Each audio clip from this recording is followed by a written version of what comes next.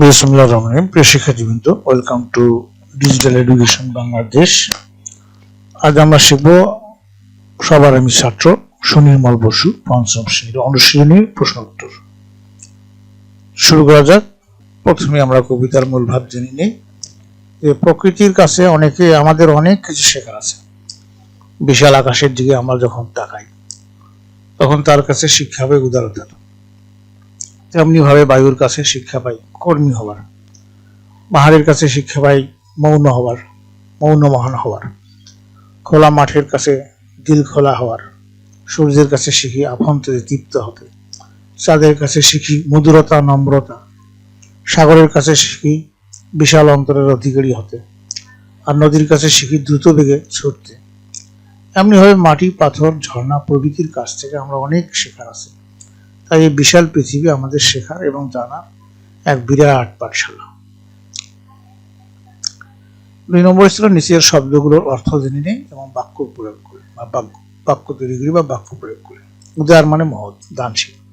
উদার মানে মানুষকে সবাই ভালোবাসে। মৌন মানে মহান, নীরব শ্রেষ্ঠ। মৌন মহান মানে নীরব শ্রেষ্ঠ। পাহাড় ও আকাশ মৌন মহান হওয়ার শিক্ষা দেয়। দিল খোলা, মুক্ত প্রাণ, উদার হৃদয়। কাজী নজরুল ইসলাম ছিলেন দিল খোলা মানুষ। মন্ত্রণা, পরামর্শ, যুক্তি, উপদেশ। মহান শিক্ষকের কাছে যে মন্ত্রণা লাভ করেছি তা আমার জীবনের সবচেয়ে বড় শিক্ষা। সহিষ্ণুতা, সহ্য শক্তি, সহনশীলতা। সহিষ্ণুতা মহৎ গুণ। দীক্ষা, কোন বিদ্যায় বা কাজে কিংবা সংকল্প সাধনে বিশেষ উপদেশ লাভ। আমি শিক্ষকের কাছ থেকে দেশপ্রেমের দীক্ষা গ্রহণ করেছি। এরপরে 3 নম্বর ছিল যুক্ত বর্ণ শ্রেণী। সহিষ্ণুতা, এখানে পাটকার মধ্যে স, এখানে ইউ, শয় ন, পাটকার মধ্যে শয় ন, কৃষ্ণ, তৃষ্ণা। মন্ত্রণা, এখানে নয় তয়র, মন্ত্র, যন্ত্রণা, যন্ত্রণা, এগুলো সব এরকম হবে নয় তয়র। অন্ত্র, এই অক্ষরগুলো এরকম হবে। কথাগুলো বুঝিনি। যেই হই যেন ভাই মৌন মহান। পাহাড় আকারে বড় হলেও নিজেই বড়াই করে না। কবি বলতে চান যে পাহাড় বড় হলেও শ্রেষ্ঠত্ব দাবি করে না, তেমনি মানুষও নানা গুণের অধিকারী হবে, কিন্তু আত্মপ্রচার বা অহংকার করবে না। দিল খোলা হই, তাই খোলা মাঠে আমরা যেদিকে ইচ্ছা সেদিকে যেতে পারি, মনের আনন্দে ঘুরে বেড়াতে পারি। মানে খোলা মাঠ প্রশস্ততার প্রতীক, এজন্য বলা হয়েছে খোলা মাঠ আমাদের মনের প্রসারতা বাড়ানোর শিক্ষা দেয়। অন্তর হোক রত্ন আকার।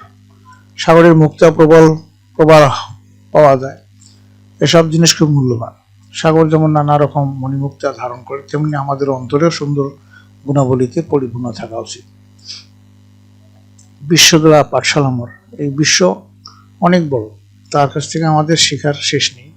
তাই পৃথিবীকে বলা হয় একটি বিরাট পাঠশালা। 5 নম্বর ছিল প্রশ্নগুলো উত্তর মুখে মুখে বলিও লিখি।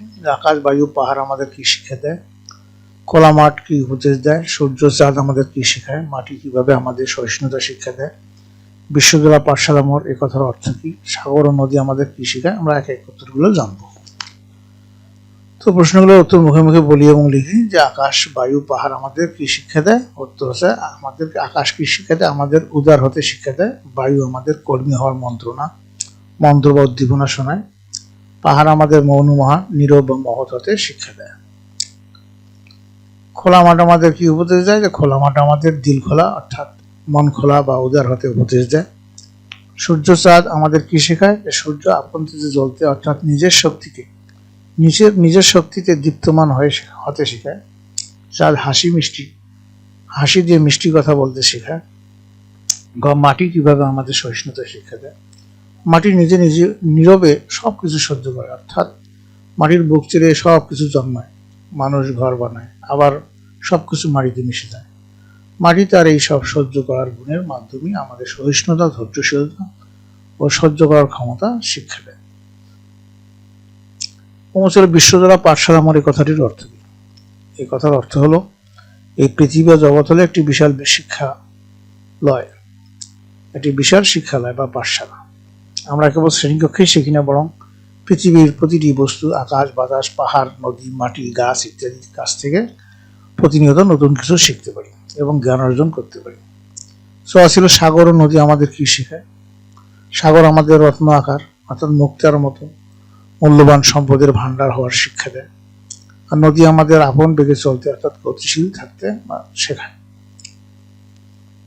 এরপরে বিপরীত শব্দগুলো মিলিয়ে রেখে এখানে উদার নেভা ছিল মৌন, অসহিষ্ণুতা ছিল খোলা কোমল, জ্বালা অনুদার ছিল সহিষ্ণুতা, বদ্ধ ছিল কঠোর, মুখর ছিল। তার শব্দ এবং বিপরীত শব্দ উদার হবে অনুদার, মৌন মুখর, খোলা বদ্ধ, জ্বালা নেভা, সহিষ্ণুতা অসহিষ্ণুতা, কঠোর কোমল।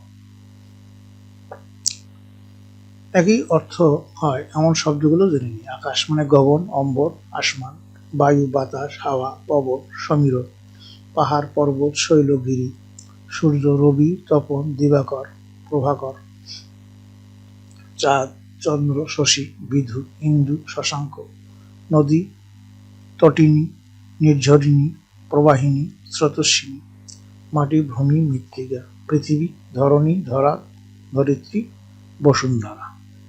শিক্ষার্থীবৃন্দ, এই ছিল আজকের আলোচনার বিষয়বস্তু। তো তোমরা সবাই ভালো থাকো, সুস্থ থাকো। পরবর্তী ক্লাস দেখার আমন্ত্রণ জানিয়ে আজকে আমি বিদায় নিচ্ছি। খোদা হাফেজ।